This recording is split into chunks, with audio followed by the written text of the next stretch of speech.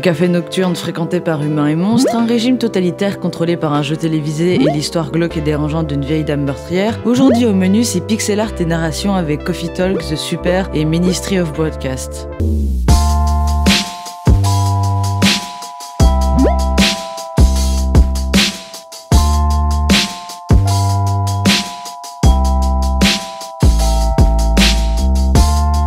Coffee Talk nous plonge en septembre 2020 à Seattle dans un monde alternatif où créatures fantastiques et êtres humains cohabitent, travaillent et vivent ensemble. Nous incarnons un gérant d'un café qui assiste aux différents spectacles que produisent les rencontres et les interactions entre tous les clients venus se perdre l'histoire d'une nuit noyer leurs problèmes dans l'odeur du café en poudre. Le gameplay, dont la comparaison avec Valhalla est assez évidente, tourne principalement autour des boissons que nous allons servir au cours du jeu, en ayant plusieurs ingrédients disponibles au fur et à mesure de notre progression. Et la quasi-totalité de nos interactions ne se feront qu'à travers le fait d'avoir servi la bonne boisson à la bonne personne, ce qui peut parfois débloquer des dialogues supplémentaires ou juste un trophée Steam. Nous possédons aussi un téléphone dans lequel nous avons accès à 4 applications, un réseau social, un mini-journal d'histoire fictive, un historique des différentes recettes et une application musicale. Blotti sous ma couette, le chauffage à fond et un chocolat chaud entre les mains, c'est quelques heures en compagnie de tous ces personnages et de leur expérience de vie, voir des relations se développer, des malentendus se régler et des aliens apprendre à procréer, et bien tout cela m'a fait passer un très bon moment.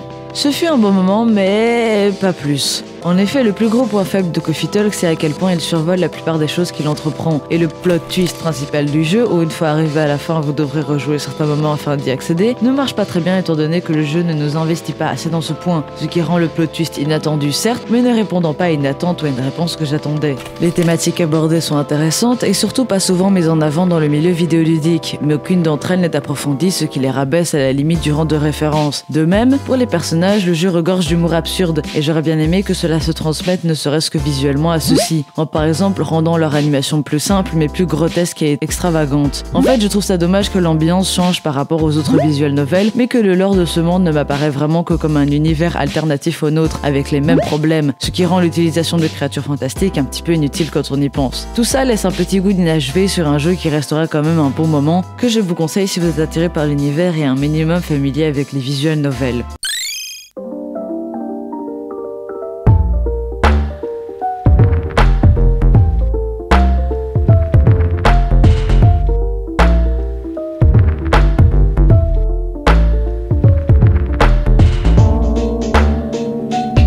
Et on change totalement de registre avec The Super qui réussit tout autant que Coffee Talk à nous instaurer une ambiance, mais pour le coup assez différente, puisque l'on prend le contrôle d'une vieille dame aux jambes mutilées et à la stabilité psychologique à remettre en question, qui gère une taverne sur un port afin de rassasier les quelques marins affamés à grande louche de sa sauce... J'arrive pas à le dire, de sa sauce spéciale. Jeu très court puisqu'il ne dure que 20-30 minutes qui revient à la mécanique trop souvent oubliée du point and click. Celui-ci se concentre plus sur un axe narratif et en fait il est plutôt facile. C'est aussi la première fois que j'ai pu finir un point and click sans regarder de solution, ce qui a eu pour effet de me concentrer 100% sur l'histoire, qui même avec quelques petites incohérences, reste attendrissante et sans aucune prétention réussit quand même le tour de force de nous attacher à ces personnages en littéralement moins d'1 heure. Le jeu est disponible gratuitement sur Steam et itch.io et je vous conseille fortement d'y jouer si vous avez 30 petites minutes de libre. Et vous pouvez aussi acheter l'artbook à seulement quelques euros car le soutien des créateurs c'est important.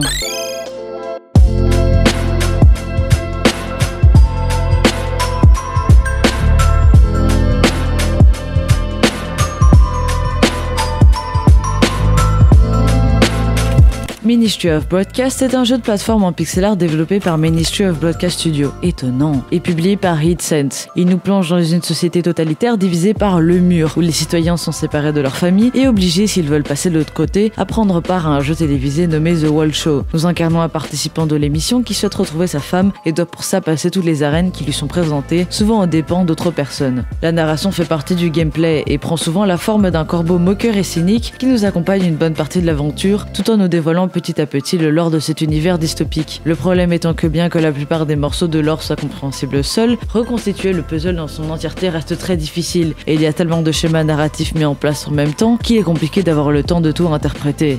Le gameplay quant à lui est grandement inspiré du Prince of Persia de 1989 et apparemment la maniabilité aussi, car l'un des plus grands défauts de Ministry of Broadcast, c'est bien sa gestion de la frustration du joueur. Le jeu dans son ensemble n'est pas difficile, je l'ai bouclé en 7 heures, mais réparti sur 4 jours. En effet, je compte plus le nombre de fois où j'en pouvais juste plus de recommencer pour la 25e fois la même arène, car il me manquait à chaque fois une nanoseconde, souvent perdue à cause de la maniabilité assez punitive.